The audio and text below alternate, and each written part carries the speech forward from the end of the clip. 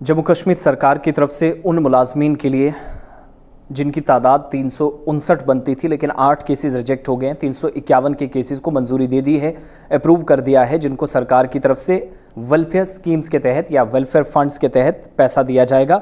और सीधे तौर पर आप कह सकते हैं कि ये जो वेलफेयर केसेस थे उनको मंजूरी दे दी है जिनका पैसा अभी तक मिलना बाकी था। 359 ऐसे एहलकार थे जो फायर सर्विसेज महकमे में काम करते थे और एक इम्पॉर्टेंट मीटिंग 23 तारीख को हुई तो बहुत सारे लोग पूछ रहे थे कि उसका अपडेट बताइएगा। तो उसका अपडेट ये है कि सरकार ने 351 केसेस को मंजूर कर दिया है, फलाही मामलात को मंजूरी दे दी है और फायर एंड इमरजेंसी सर्विसेज की जो सेंट्रल वेलफेयर कमेटी है 23 तारीख को यानी जो जुमेरात को इजलास हुआ था, बल्कि ये जाकर वेडनेसडे को बुधवार को ये इजलास हुआ और बुधवार को इजलास में 2 अफसरान बड़े इंपॉर्टेंट थे। इमरजेंसी सर्विसेज के डायरेक्टर आलोक कुमार थे, एडीजीपी भी मौजूद थे। इनकी सदारत में ये मीटिंग हुई है जम्मू के गांधीनगर में जो दफ्तर का चैम्बर है वहाँ पर। 2 बड़ी बातें हुई हैं, 2 फैसले हुए हैं, वो तमाम लोग सुन लें जो हादसात का शिकार हुए हैं। मैं आगे चलकर एक और बात इसमें ऐड ऑन करूँगा। गांधीनगर के होने वाली इस मीटिंग में कमेटी ने एक तो फलाही रिलीफ या कर्जे के हुसूल के लिए जो फायर सर्विसेज के एहलकार थे 359 में से 351 मामलात का जायज़ा लिया और इसके बाद तस्दीक कर दी कि इन तमाम लोगों को ये डिज़र्व करते हैं, पैसा मिलना चाहिए। यानी जो सरकारी मुराद हैं, सरकारी बेनिफिट्स हैं, फायर फाइटर्स एक तरह से कहलाते हैं, जो बहुत सारे एरियाज़ के अंदर आप ये समझ सकते हैं कि फायर सर्विसेज के एहलकार हैं, अमले का हिस्सा थे, आग बुझाने वाला अमला है।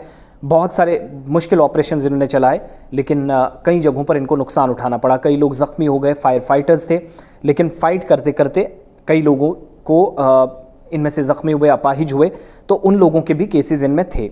तो 359 जो ऑफिशियल रिलीज़ है, 359 में से 8 केसेस जिनके डॉक्यूमेंट्स नामुकम्मल थे, इनकम्प्लीट थे, इन 8 केसेस को मुस्तरद कर दिया गया है, रिजेक्ट किया गया। लेकिन 351 केसेस को मुतलका जो कमेटी है गौर-व-खौज़ हुआ, स्क्रूटनी हुई, गौर-व-खौज़ किया गया और इसके बाद 351 केसेस को मंजूरी दे दी गई। इन लोगों को पैसा मिलेगा।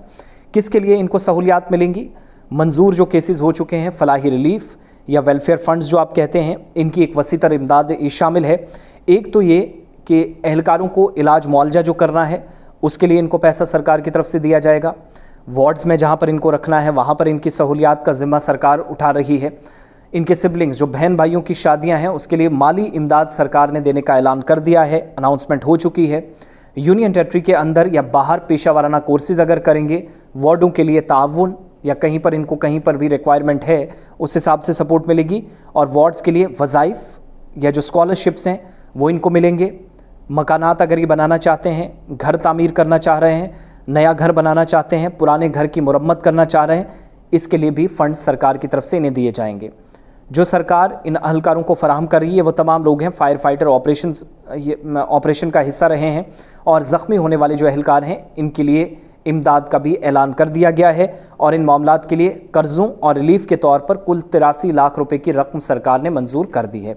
351 केसेस सरकार ने टोटल रकम 83 लाख रुपए की मंजूर की है और इनमें से बहुत सारे लोगों का जो कर्जा है वो भी उतर जाएगा और बहुत सारे वो लोग जिनका इलाज मुआवजे का खर्चा है, बच्चों के अखराजात हैं, तालीमी सरगर्मियाँ हैं, तो तालीम के मुतल्लिक तो नहीं कहा गया, लेकिन अगर इनके बहन भाई हैं जो लोग ज़ख्मी हुए हैं, फायर फाइटर्स यानी फायर सर्विसेज का जो अमला है इसमें वो लोग काम कर रहे थे, उनके बहन भाइयों की शादियों के लिए भी सरकार पैसा देगी। और ख़ुद जो लोग ज़ख्मी हुए थे, जो फायर फाइटर्स थे, ये तमाम मुलाजमीन आज बड़ी मुश्किल से घर का गुजारा चलता है। इनके इलाज मुआवजे का, वार्ड्स में तैनाती का या फिर इसके अलावा इनके जो पेशा वाराना कोर्सेज़ इन्होंने करने हैं या अगर किसी का चल रहा है, किसी सिबलिंग का या शादी वगैरह के मामलात हैं, उनको हल किया जाएगा।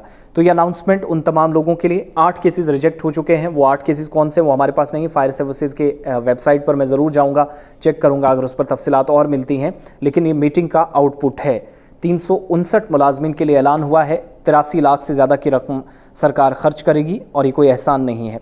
अब ये मामला जब कंप्लीट हुआ है तो क्यों ना उन लोगों की बात कर ली जाए। इन शॉर्ट, जो लोग लैंड डोनर्स हैं, PHE लैंड डोनर्स हैं, जिन्होंने सरकार को एक वक्त में 2000, 2001, 2020 मुझे जहाँ तक याद है 1998, 1993, 1995 के केसेस हैं जिन लोगों ने सरकारी प्रोजेक्ट जब बनने थे, वाटर टैंक नहीं बनना था, पीएचई की कोई इमारत बननी थी, महकमा सेहत की कोई इमारत बननी थी, एजुकेशन डिपार्टमेंट ने कोई स्कूल बनाना था, तो जिन लोगों से पहले ज़मीन ली और उसके बाद इमारत के लिए जब उनसे जगह ली गई तो कहा गया कि आपको सरकारी मुलाजमत मिलेगी, मुआवजा मिलेगा। हज़ारों ऐसे लोग हैं, अनगिनत ऐसे लोग हैं। बावसूख ज़राए से हमें ना सिर्फ इतलात मिली बल्कि हमने कई रिपोर्ट्स भी अपने चैनल के ज़रिए चलाई जिनमें पता चला कि इन लोगों के साथ वादा वफा नहीं हुआ।